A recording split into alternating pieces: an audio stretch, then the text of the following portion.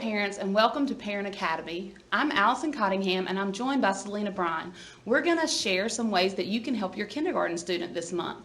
For reading, we are working on digraphs. Digraphs are two letters that make one sound. So when you put them together, they don't make their individual sounds, they make one sound. So if we have the digraph where you would see C and H, we wouldn't say k, huh. It comes together to make one sound and it says ch. So we are going to practice activities where your students are working with digraphs. And on your activity sheet that you have, there's several digraphs you can work with. But one thing you're going to do is you're going to name a word, and we've given you that information. So you call that word out and you have your child repeat it. So we might do the word chip. And we say, repeat that word, and your student's going to repeat it, and you want them to tap the sounds out. What sounds do they hear?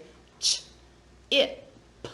Then you want them to write that. They heard three sounds, so they make 3 lines, and then they sound out that word, ch. Oh, what letters make that ch sound? Well, it's 2 letters that make one sound, C, H. Then what's next? Ch, I. Oh, that's a letter I. And then the last sound, P. What word does that spell? Chip. So there's several activities where you can practice those digraphs. You can also just write some of them. So you might write the word and say, hey, can you read this word? And they're going to practice using those sounds, sh, op, shop, to read words as well. Now we're going to talk to you about math. All right, during this month, your students are going to be working on teen numbers. Teen numbers are your numbers 11 through 19. And for your activity this month, your students are going to build those teen numbers using 10 frames.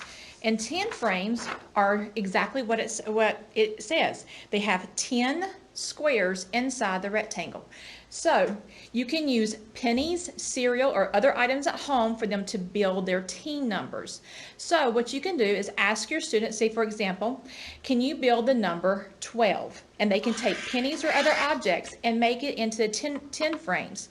So if they do this and they put their pennies in here, and once they build 12, you can ask them some questions here.